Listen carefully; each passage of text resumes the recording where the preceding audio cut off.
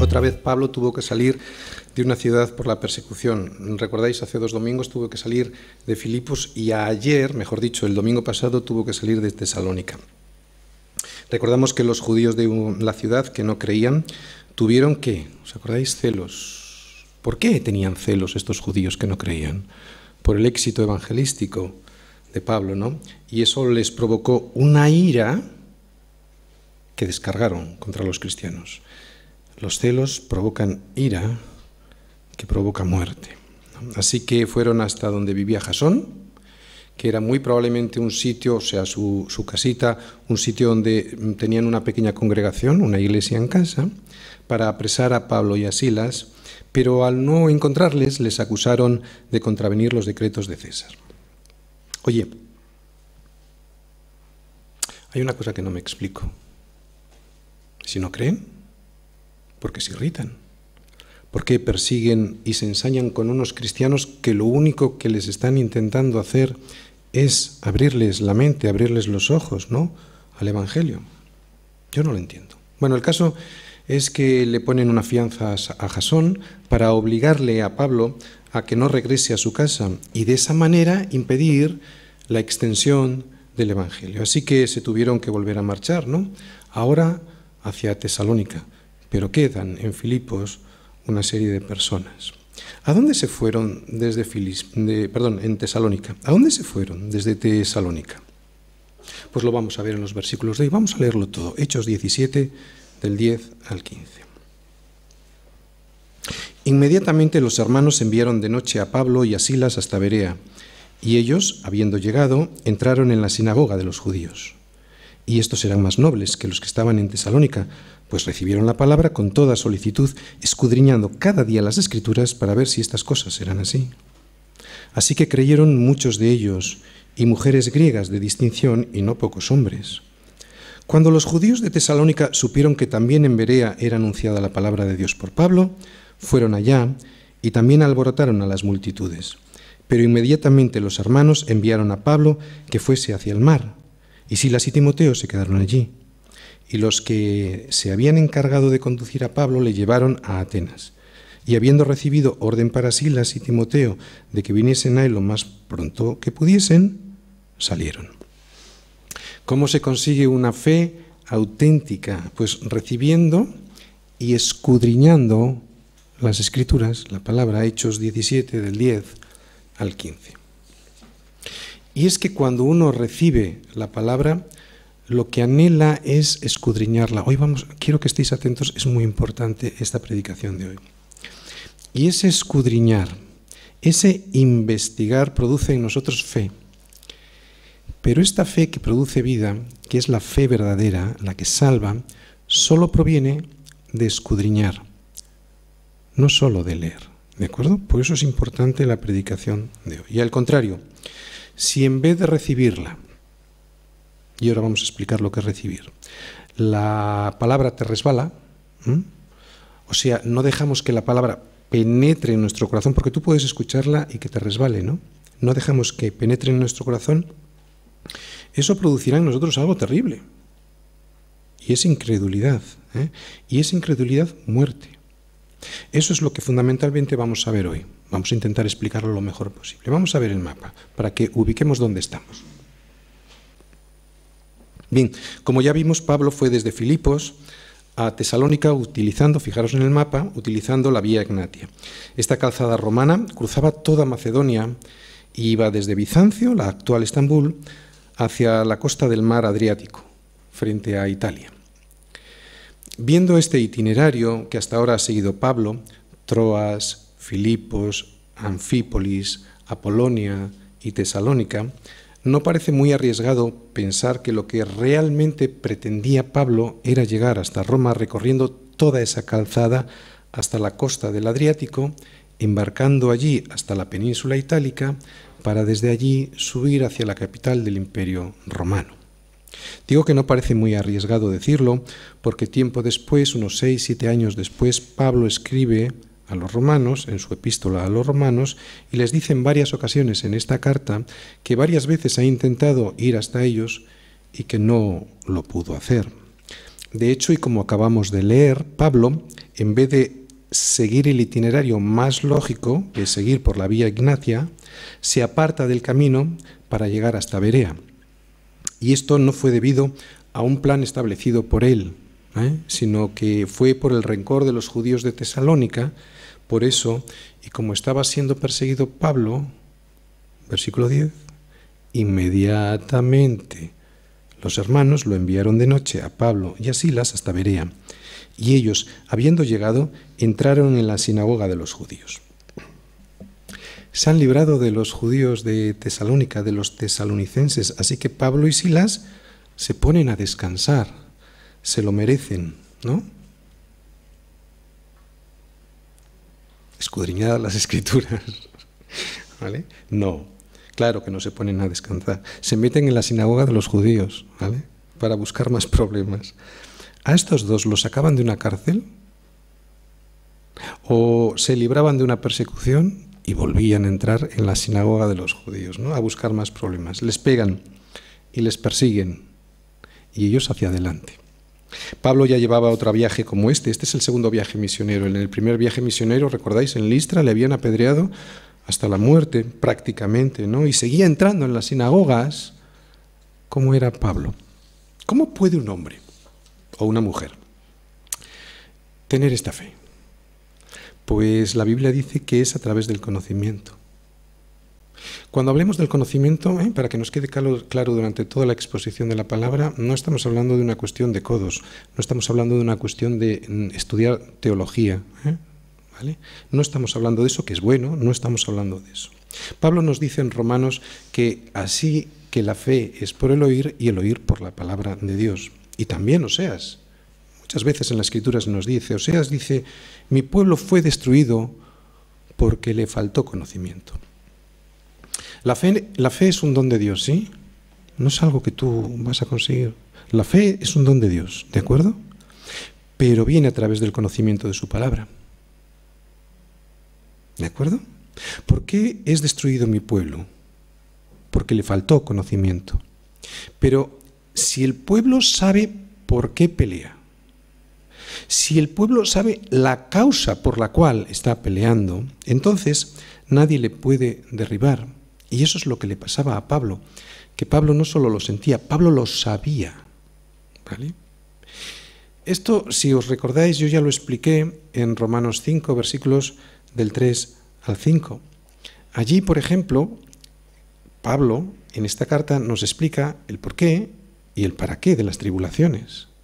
Necesitamos conocer, necesitamos saber, porque eso, el conocimiento, nos ayuda a que la pelea sea realmente con sentido. Lo vamos a descubrir hoy, pero la fe es realmente una fe con conocimiento, ¿de acuerdo? Fíjate lo que quiere el Señor para ti. Yo toda mi vida he estudiado mucho y he peleado, ¿no? Para poder dar a mis hijos el pan que necesitan para comer.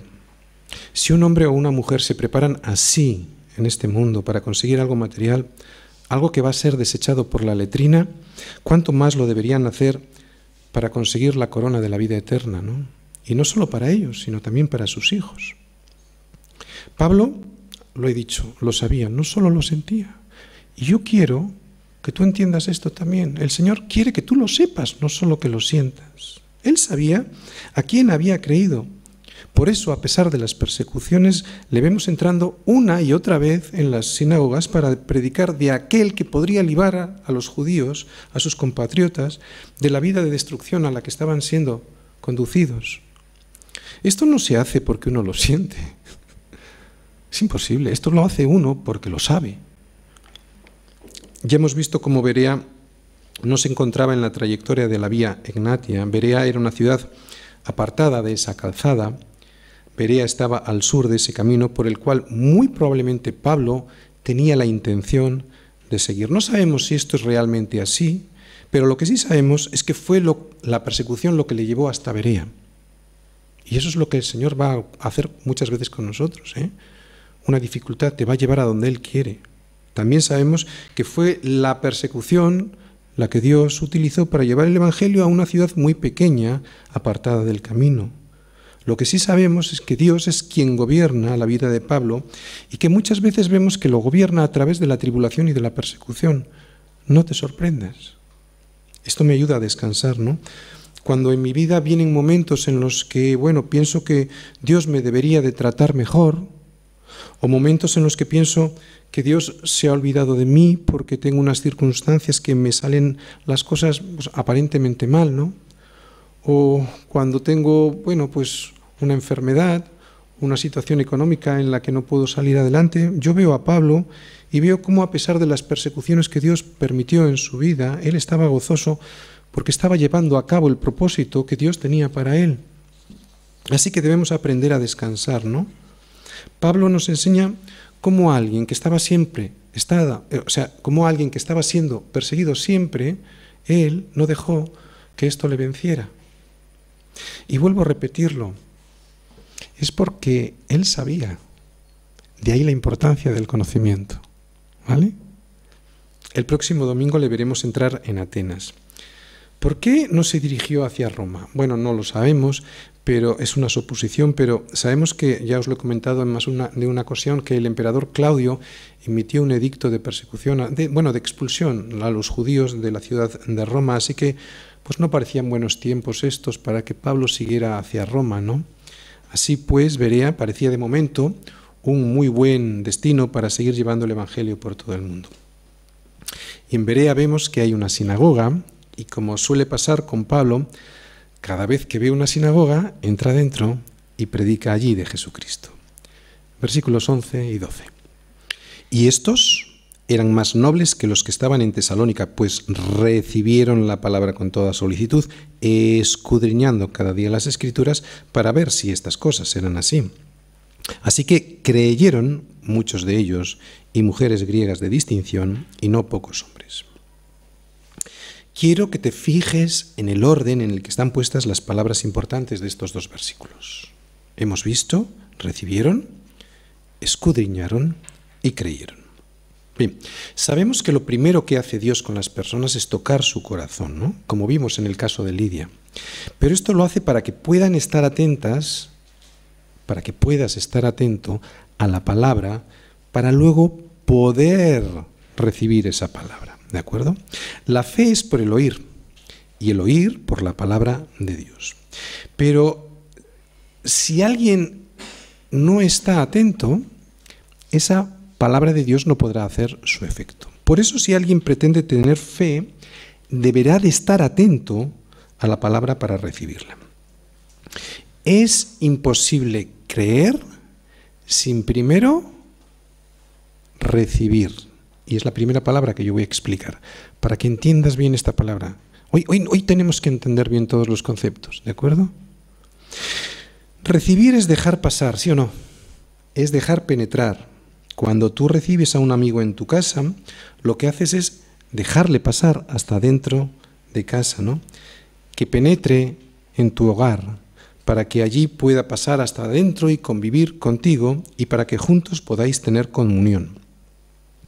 Y al revés, cuando a mi casa llega alguien que no es un amigo, alguien con el que no quiero tener ningún tipo de relación, un cartero, por ejemplo, ¿no? Con una notificación de Hacienda, pues yo no le recibo.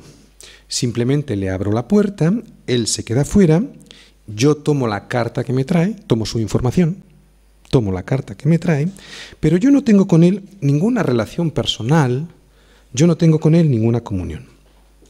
Pues eso es lo que pasa cuando alguien viene a la iglesia y escucha la palabra de Dios, pero sin atención, sin anhelar recibirla, ¿no? Escucha la palabra, pero la palabra le resbala, la palabra no le penetra, no la recibe en su casa, no la recibe en su corazón. Un religioso puede estar pensando que hace bien porque viene a la iglesia y escucha, pero ese escuchar sin recibir, ese oír como quien oye llover, le va a traer una consecuencia catastrófica: el endurecimiento del corazón.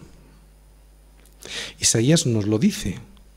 Isaías nos dice que la palabra va a hacer siempre su efecto. El Señor, a través del profeta Isaías, dice lo siguiente: así será mi palabra que sale de mi boca. No volverá a mí vacía, sino que hará lo que yo quiero y será prosperada para aquello para que la envíe. Y ese efecto de la palabra no siempre va a ser producir vida, porque cuando no se recibe, lo que produce es endurecimiento del corazón. Alguna vez con algún anciano en esta iglesia he hablado y he dicho que esta iglesia es como una bomba atómica, porque como no estés protegido por Jesucristo, lo que va a producir es una radiación que te va a matar, ¿no?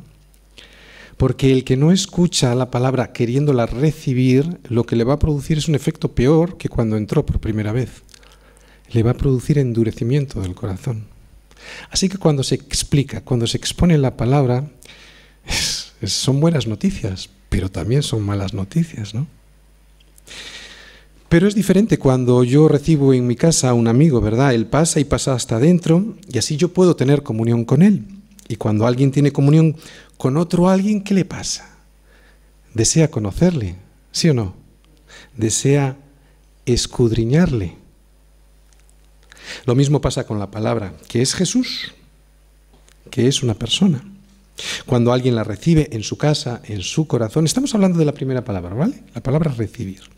Cuando alguien la recibe en su corazón, cuando alguien la recibe en su casa, decíamos, lo hace porque desea tener comunión con ella, como el amigo que tú recibes en tu casa. No lo recibes para tenerlo en una esquina, lo recibes para tener comunión con él, ¿no? Por eso la escudriña, el que desea recibir la palabra, por eso la escudriña, porque desea conocerla, porque desea conocer más de esa palabra, más de esa persona que es Jesucristo.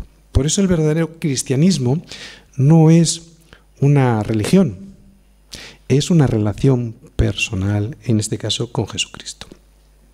Una religión en lo que consiste es en que alguien me da una serie de normas, el cartero con la carta de Hacienda, ¿no? Para que yo las intente seguir y aplicar. Pero no existe ninguna persona con la que yo tenga ninguna relación. Alguien me puede decir, sí, pastor, yo entiendo ese proceso que veo en este versículo, ¿no? Ellos recibieron, ellos escudriñaron y por eso creyeron. Pero es que hay muchas veces que cuando leo la palabra no la entiendo. Incluso hay veces que me confundo más. Bueno, es que leer no es escudriñar. Y ¿sabes lo que necesitas para escudriñar? Tiempo y paciencia. Lo mismo que cuando quieres conocer a una persona. ¿A que sí? De hecho, yo recuerdo que cuando llegué a Cristo por primera vez y después de pasado un tiempo, la Biblia, en vez de resultarme cada día más clara, se me ponía cada vez más complicada. Recuerdo que cuando llegué a este punto le dije al Señor lo siguiente. Se lo dije al Señor, a una persona con la que yo estaba teniendo una relación y una relación personal.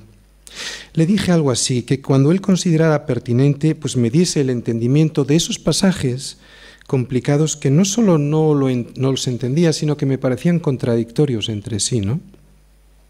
Estoy hablando de toda la doctrina clarísima, la doctrina paulina sobre la salvación por gracia, ¿no? En relación con la carta a Santiago y las obras. El Señor fue fiel y me hizo entender perfectamente y a su tiempo lo que Él quería decir en la palabra. Y uno se pregunta el por qué. Yo te voy a intentar explicar el por qué suceden estas cosas, a ver si acierto. ¿Por qué esto ha de ser así, no? Pues yo creo que esto ha de ser así para que no solo leas la Biblia, sino para que la escudriñes. ¿Y qué beneficio tiene escudriñar frente a solo leer?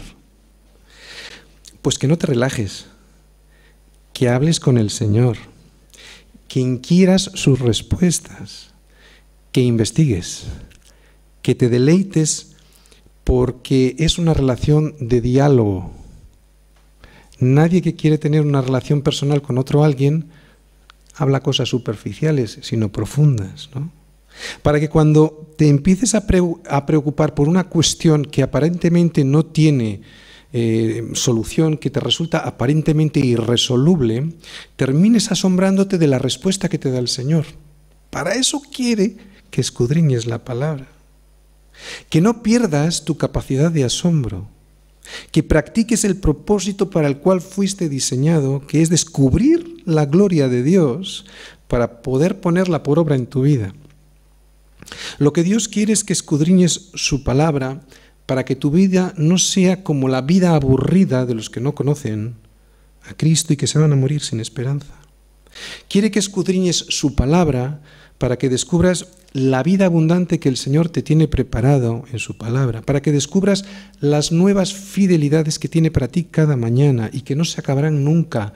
Por eso necesitas escudriñarla. Por eso, si yo no me esfuerzo por entender, por escudriñar, si yo no me esfuerzo por comprender quién es Jesús y lo que Él quiere para mí, nunca descubriré la intimidad de mi Señor. Es como un matrimonio que solo coincide en la escalera de la casa, pero no conviven ni en el salón, comedor, ni duermen juntos en la habitación, ¿no? Si no escudriño la palabra, que es una persona, que es Jesucristo, es como dos personas que ni se interrogan, ni hablan, ni se comunican, ni se conocen. ¿Vamos entendiendo por qué es necesario escudriñar la palabra? El resultado final de una relación así, en la que solo lees y no escudriñas, ¿sabes cuál va a ser? Pues insatisfacción y falta de interés. Por eso Jesús nos dice, escudriñad las Escrituras, porque a vosotros os parece que en ella tenéis la vida eterna, y ellas son las que hablan de mí. Ellas hablan de mí, nos dice el Señor. Así que habla conmigo a través de las Escrituras, es lo que te está diciendo el Señor, porque yo soy esa palabra que está ahí. Escudriñar, como estaban escudriñando los de Berea, no supone que uno es un irreverente. Cuando Anne me pregunta algo que de la Escritura no entiende, yo no la veo como una niña irreverente o quisquillosa, ¿no? La veo todo lo contrario. La veo como una niña noble, una niña que quiere saber realmente lo que quiere Dios para su vida, y ese escudriñar lo que le va a producir es vida y vida de verdad. Escudriñar es precisamente todo lo contrario de irreverencia. Escudriñar es precisamente lo que uno hace para conocer, para estar más cerca, para conocer mejor la mente de mi Señor. Cuando yo escudriño, lo que llego es a ver los pensamientos de Cristo. Lo mismo que cuando escudriño a alguien con el que quiero tener relación. ¿Vale? Y esos pensamientos de Cristo son la voluntad de Él para mi vida, ¿no? Y eso lo que va a traer es fe, y cada día más fe, cuando conozco realmente. Porque si no vivimos sin sentido. Yo sé que la fe no es una fe sin sentido. Creo, ya está. Dios quiere que conozcas. Pero fíjate lo que te está diciendo, para conocer has de escudriñar, ¿no? Escudriñar te lleva a la persona de Cristo, y eso te va a llevar a una persona que es la verdad, y eso te va a dar vida. Y otra cosa, atiende, porque esto nos pasa mucho, también a nosotros, ¿no? A los cristianos, a los protestantes, a los evangélicos. Escudriñar te libra del peligro del rito religioso. Por eso cuando alguien no conoce a Jesús, se conforma con el rito. ¿Entendéis? El rito esconde toda la gloria de Dios y te impide escudriñar. Lo vuelvo a repetir, cuando alguien no conoce a Jesús, se conforma con el rito. Escudriñar te libra de las ataduras de la religión que recibimos y que muchas veces hemos practicado incluso nosotros.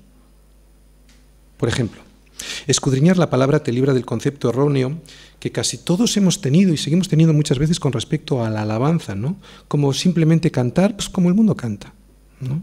Sin embargo, si escudriñar, vamos a ir a Hebreos un momentito, Hebreos 13. Vamos a ir un momentito a Hebreos 13. Si escudriñamos, por ejemplo, la palabra y leemos Hebreos 13, versículo 15, te revela, fíjate lo que dice ahí, que el sacrificio de alabanza es fruto de labios que confiesan su nombre. O sea, alguien que no se avergüenza de dar testimonio de otros o a otros de Jesucristo. Eso es la alabanza. Pero de esto solo te das cuenta cuando escudriñas este versículo y su contexto, que es lo que vamos a hacer ahora. Más que nada por poner un ejemplo. En el versículo 13, 2 versículos más arriba, dice, salgamos pues a Él. ¿A quién? A Jesucristo. Fuera del campamento. O sea, a los no creyentes.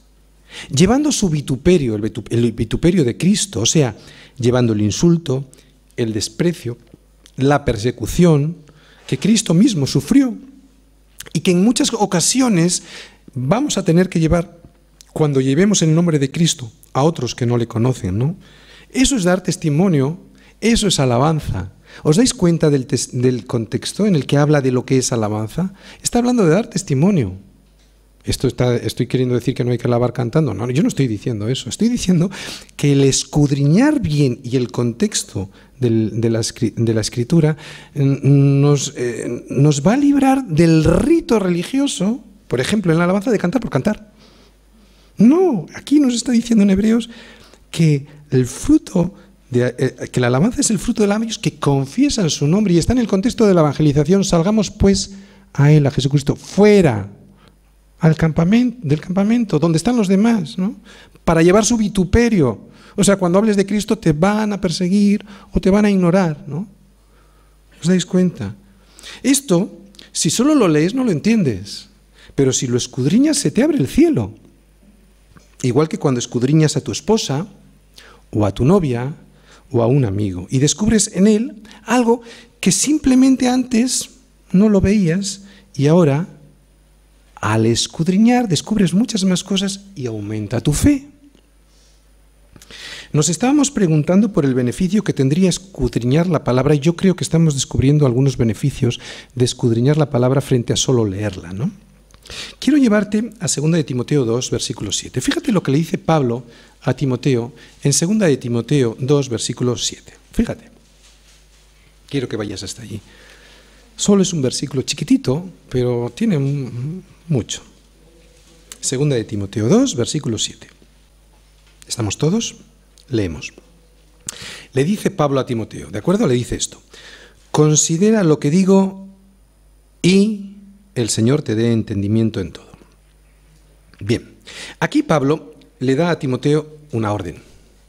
Considera lo que digo y una promesa. El Señor te dé entendimiento en todo. Parece una contradicción. Parecería suficiente decirle, considera lo que digo. No se entiende muy bien por qué le dice a Timoteo que considere sus consejos y luego le diga, pues que sea el Señor que te dé el entendimiento, ¿verdad? Pero no existe ninguna contradicción, no existe ninguna tensión entre dar un consejo bíblico y luego decir que sea el Señor el que te dé el entendimiento en todo. Volvemos a repetir, el cristianismo no es una religión en la que simplemente se dan consejos. El cristianismo es una relación en el cual es Jesucristo mismo quien da sentido a sus propias palabras. Pero para eso debo escudriñarlas como escudriño a un amigo y quiero saber lo que piensa él. Ese consejo de Pablo a Timoteo tiene un secreto casi escondido, porque es una palabrita de una sola letra. El secreto está en la I. Esta conjunción copulativa, ¿sabéis lo que es una conjunción copulativa? ¿Vale? Une dos proposiciones y al unirlas, ya la una sin la otra no pueden existir, ¿no? Digo que está en la I. Esta conjunción copulativa es la que da unidad y no tensión a este versículo. Es como si Pablo le dijese a Timoteo, piensa, escudriña lo que te digo, porque, esta sería la I, porque si lo haces así, si piensas y si escudriñas, el Señor te recompensará con entendimiento. Este es el motivo por el cual hay en la Biblia tantos llamados a meditar, a escudriñar y a orar, para que sea Dios el que se revele a nosotros a través de su palabra. Otra pregunta, ¿por qué Dios lo ha hecho así? ¿No? ¿Por qué Dios no lo habrá hecho más fácil? ¿No? ¿Por qué Dios no ha hecho su palabra como si fuese un diccionario en el que uno consulta y luego se va con el resultado de la búsqueda? Yo he pensado mucho acerca de esto y voy a decir lo que se me ocurre, que creo que es así. Porque eso no sería tener una relación con Él. Eso sería buscar lo mío y marcharme con lo que yo he encontrado. Mi, yo. Pero cuando escudriño, además de tener o de anhelar una relación personal con Cristo, Dios mismo me está diciendo lo siguiente: necesitas una total dependencia mía. No te creas que eres autosuficiente. Por eso estamos diciendo que el conocimiento no estamos hablando de esto, ¿de acuerdo? Estamos hablando de otro tipo de conocimiento. Así que te dice el Señor con el escudriñar: suplícame, ¿no?, para que yo te pueda dar ayuda y sabiduría. Es algo parecido a lo que yo hice cuando os expliqué lo que me pasó hace muchos años, sin saber por qué, pero lo hice así, ¿no? Señor, dame tú el entendimiento porque no estoy entendiendo, ¿no? Y si alguno de vosotros tiene falta de sabiduría, pídala a Dios, ¿verdad? El cual da a todos, ¿cómo? Abundantemente y sin reproche, y les será dada. Por eso Dios ha inspirado en su palabra cosas difíciles de entender, para que le supliques, para que le pidas ayuda, para que aprendas a ser dependiente, como los niños son dependientes de su papá, y nosotros sabemos que son los niños los que heredarán el reino de los cielos. Ya con el entendimiento estás más animado de por qué no entiendes muchas cosas de la Escritura. Bueno, pues escudriña, porque es lo que Dios quiere para tu vida. ¿De acuerdo? Así que recibe, esto lo hemos entendido muy bien, abrir nuestro corazón, y escudriña, o sea, piensa, medita, pregunta, pero en oración. Cuando decimos escudriñar, vuelvo a repetirlo, no estamos hablando solo de nuestras fuerzas, estamos hablando de pensar, de meditar en oración, ¿no?, para que tengas el entendimiento, o sea, para que tengas la fe, que es la tercera de las palabras. Por eso creyeron. ¿Te das cuenta cómo la fe es racional? Es entendimiento, no es un suicidio intelectual, ni mucho menos. Es precisamente todo lo contrario, es la potenciación del entendimiento verdadero, pero sin el envanecimiento del esfuerzo humano, de la capacidad humana. Por eso está la oración, ¿no? Porque aunque hay que pensar, porque aunque hay que meditar, porque aunque hay que escudriñar, el entendimiento lo da Dios, como le dijo Pablo a Timoteo. ¿Entendemos? Por eso es tu responsabilidad. Por eso es la responsabilidad de cada uno, no solo del pastor, ¿no?, escudriñar las Escrituras, es tu responsabilidad. Yo escudriño toda la semana la Escritura para darte aquí, bueno, pues lo más elaborado que puedo, el consejo de Dios para tu vida, pues para que lo puedas comer con gusto y rico.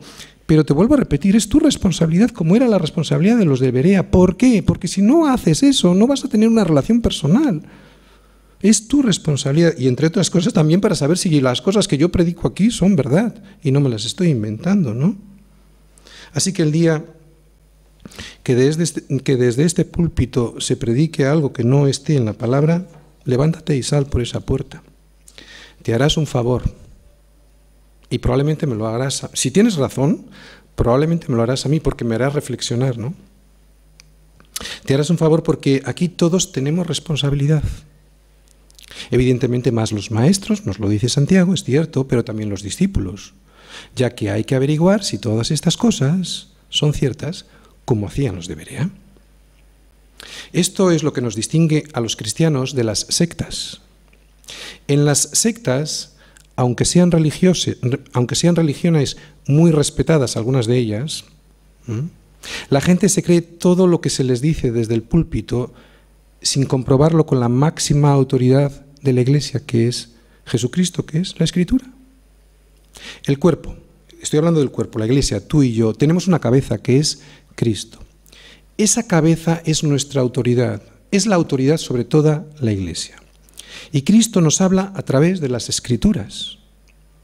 Y son precisamente esas Escrituras, o sea, es precisamente Cristo mismo quien te dice que los que las escudriñan son más nobles. Así que no seas perezoso y escudriñalas, porque en ellas no solo tenemos la vida eterna, sino que ellas son las que dan testimonio de mí, decía Jesús. Si realmente los cristianos nos creyésemos que las Escrituras son las palabras de Dios mismo dichas a nosotros, si nos creyésemos que el Espíritu Santo nos va a ayudar a interpretar esas palabras a cada uno en particular en función de nuestras necesidades, estoy seguro que la escudriñaríamos sin cesar. Pablo, más adelante, les escribe a los tesalonicenses, la ciudad anterior de la que ha salido, y les dice lo siguiente: por lo cual también nosotros, sin cesar, damos gracias a Dios, de que cuando recibisteis la palabra de Dios que oísteis de nosotros, la recibisteis no como palabra de hombres, sino según es en verdad, la palabra de Dios, la cual actúa en vosotros los creyentes. Porque la palabra tiene poder, es la palabra la que actúa en ti, ¿vale? La palabra actúa dándote vida, vida abundante, vida de verdad, dándote fe, dándote fe. Ellos creyeron por la palabra. Así que debido a que, bueno, pues estos bereanos estaban escudriñando la palabra, Pablo estaba tranquilo, parece que no había muchos problemas en esta ciudad, ¿verdad? La situación en Berea estamos viendo que transcurrió pacíficamente, pero ¿sabéis hasta cuándo? Hasta cuando los judíos de Tesalónica, pues aquellos que habían provocado la persecución, por la cual ahora estaba Pablo y Silas en Berea, pues se enteraron de que también en Berea la predicación del Evangelio estaba teniendo éxito. Así que, debido a que se les había dado muy bien eso de perseguirle levantando un tumulto, una turba, en Tesalónica, pues se vuelven a organizar. Y esta vez se van a 75-80 kilómetros de distancia. ¡Qué pasión!, ¿eh? Fíjate, versículo 13. Cuando los judíos de Tesalónica supieron que también en Berea era anunciada la palabra de Dios por Pablo, fueron allá y también alborotaron a las multitudes.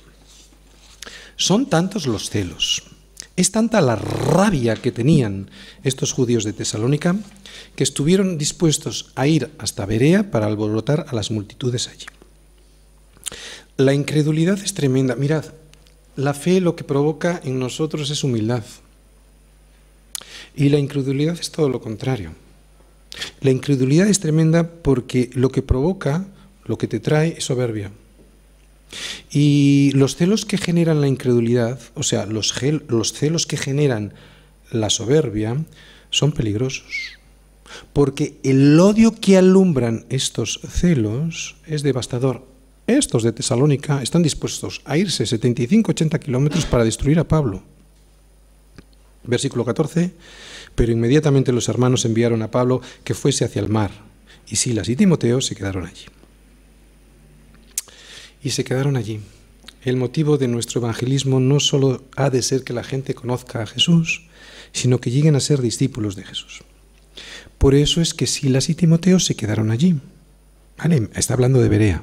Pablo sale hacia Atenas para discipular a los nuevos creyentes y además para preparar líderes que pudieran llevar en el futuro esta iglesia, la iglesia de Berea, hacia Jesús. Vemos que Pablo está obligado a huir nuevamente, ¿no? Pero así como en Filipos dejó a Lucas, ahora en Berea deja a Timoteo y a Silas discipulando a los nuevos creyentes. Fíjate lo que nos dijo el Señor en Mateo 28:19. Por tanto, id y haced creyentes por todas las naciones. ¿No dice eso, verdad?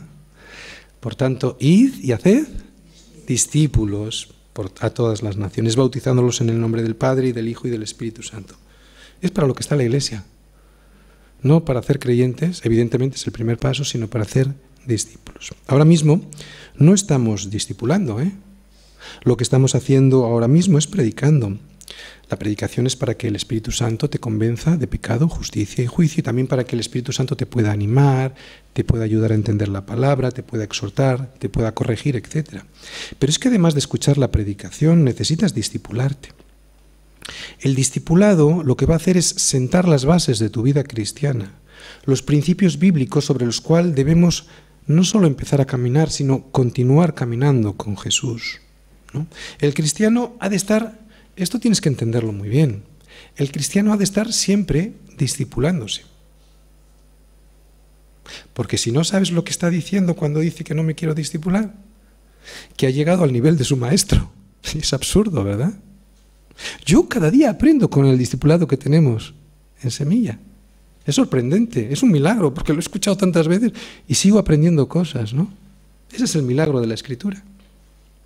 No podemos pensar que con venir el domingo a la iglesia e intentar oír con atención va a ser suficiente, ¿no? Esto sería como comer una vez a la semana y esperar crecer. Si solo haces eso, o sea, venir los domingos, pues lo que realmente va a ocurrir, y esto en el mejor de los casos, es que vas a vivir desnutrido y por lo tanto sin fuerzas. Y digo que en el mejor de los casos, porque lo que más probable que ocurra es que te morirás, ¿no? Aunque solo sea por inanición, te morirás. O porque cuando venga una enfermedad, una prueba, pues no tengas el sistema inmunológico suficientemente fuerte para pasar esa enfermedad, esa prueba, y termines cayendo enfermo, muy enfermo, y te termines muriendo, ¿no? Espiritualmente. Y además, ¿sabes lo que pasa con ese tipo de inanición? Que ni te das cuenta. Por eso necesitamos discipularnos en la palabra, para ser fuertes y para ser cada día más como Jesús. Los que en esta iglesia ya han entendido esto son los que se están discipulando todas las semanas. Así que, si no eres uno de los que está yendo al discipulado, yo te animo a que te siembres en una célula para que puedas dar fruto. Es tan solo 1 hora a la semana. Creo que tampoco es mucho para darle al Señor, ¿no? Muchos de los que están discipulándose semanalmente han visto el gran cambio que Dios ha hecho en sus vidas. Igual llevaban años yendo a una iglesia cristiana y ahora dicen, no conocía su palabra, ¿no? Ahora su palabra, después de tantos años de ir a la iglesia, pero no ser la iglesia, está haciendo una revolución en mi vida, ¿no? Antes iba a la iglesia, sí, pero ahora soy la iglesia. Al conocer su palabra he conocido la verdad y la verdad me ha hecho libre. Por eso es tan importante que te discipules, porque Dios lo que quiere hacerte es libre, ¿no? A través del conocimiento de su palabra, para que la gracia y la paz de Dios sean multiplicadas en tu vida. Todo esto, que es vida de verdad, no vendrá por medio, entiéndemelo bien, ¿de acuerdo? Todo tiene su lugar, pero todo esto que estoy hablando, o sea, la vida eterna, no va a venir por medio de un congreso, ¿de acuerdo? Ni por el sentimiento de un concierto cristiano cantando canciones, no te va a venir por ahí. Vendrá a través del conocimiento. ¿Por qué es destruido mi pueblo? Se preguntaba Oseas. Mi pueblo es destruido porque le faltó conocimiento. ¿Por qué se destruyen las familias? Las familias cristianas también. Porque les falta conocimiento. Porque no se toman tiempo para conocerme, diría Jesús. Y esta es la vida eterna. Que te conozcan a ti, el único Dios verdadero, y a Jesucristo, a quien has enviado. ¿Dónde vas a conseguir la vida eterna? Conociendo a Jesús. ¿Cómo puedo conocer a Jesús si no es escudriñando su palabra? No te va a llamar por teléfono. ¿Entiendes? Versículo 15. Y los que se habían encargado de conducir a Pablo le llevaron a Atenas, y habiendo recibido orden para Silas y Timoteo de que viniesen a él lo más pronto que pudiesen, salieron. Vemos cómo los cristianos de Berea cuidan a Pablo, ¿verdad? Le acompañan hasta Atenas. Le acompañan todo el camino, y aunque en el versículo anterior dice que se encaminaron hacia el mar, lo más probable es no que embarcaron allí y fueron por mar a Atenas, no, sino que simplemente fueron hacia el mar y de allí, siguiendo todo el camino costero, sin embarcar, sino a pie o a caballo, no sabemos, pues llegaran hasta Atenas. He terminado, pero voy a hacer un resumen. El resumen de hoy se encuentra en una sola palabra. Ya sabemos cuál es, creo yo, escudriñar. Volvemos a leer los versículos centrales de hoy, 11 y 12. Y estos eran más nobles que los que estaban en Tesalónica, pues recibieron la palabra con toda solicitud, escudriñando cada día las Escrituras para ver si estas cosas eran así. Así que creyeron muchos de ellos y mujeres griegas de distinción, y no pocos hombres. Los de Berea eran nobles, ¿por qué? Porque recibieron, porque escudriñaron y por eso creyeron. Los de Berea creyeron y creyeron de verdad. ¿Cómo se puede llegar a creer de verdad? ¿Cómo se puede llegar a tener una fe que salve y no una fe que disimule, una fe que me autoengañe? El título de hoy era ¿cómo se consigue una fe auténtica? Pues recibiendo y escudriñando las Escrituras. Vamos a ver otra vez la primera palabra, recibir. ¿Recordáis lo que hemos dicho? Es aceptar, pero aceptar la palabra, aceptar la autoridad de Cristo, porque nadie que recibe en su casa a Cristo lo hace pensando que está recibiendo a un siervo, está recibiendo a su Señor. Así que, ¿qué es recibir? Es aceptar la autoridad de Cristo. Eso es recibir a Cristo, dejarle pasar a mi casa, a mi corazón, para que sea Él quien mande, para que sea Él quien gobierne mi vida. O sea, aceptar a alguien en mi vida, a alguien que tiene autoridad, a alguien que tiene una autoridad absoluta. ¿Por qué me llamáis Señor, Señor, si no hacéis lo que yo digo? Además, los de Berea recibían la palabra como con toda solicitud, o sea, con toda prontitud, no lo dejaban para mañana. Bueno, ya veremos mañana, ¿no? Ya escudriñaré mañana. No, ellos querían saber quién era Cristo y aceptar el señorío de Cristo en ese mismo momento en sus vidas, ya. Eso es con toda solicitud, con prontitud, ¿no? Solicitud, prontitud, lo que en realidad significa, ¿sabes qué es? Obediencia inmediata, que en realidad es obediencia, porque obediencia diferida no es obediencia, es desobediencia. La segunda cosa que vemos, sigue diciendo el versículo 11, recibieron la palabra con toda solicitud, escudriñando cada domingo las Escrituras para ver si estas cosas eran así.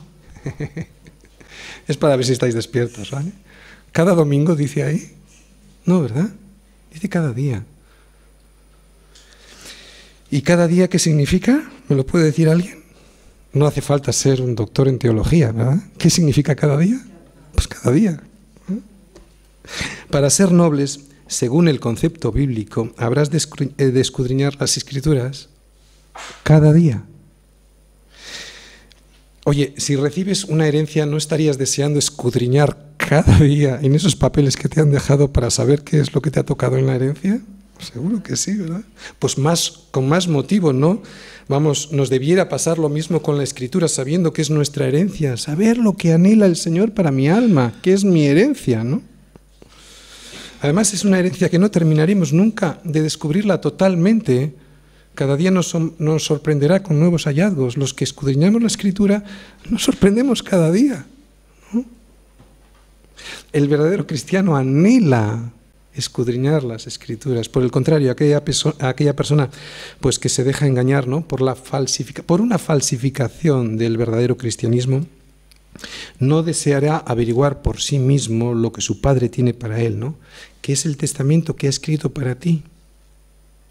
¿Por qué crees que una religión que conocemos todos muy bien aquí en nuestro país prohibió durante cientos de años, hasta el Concilio Vaticano II en 1965, la lectura de las Escrituras?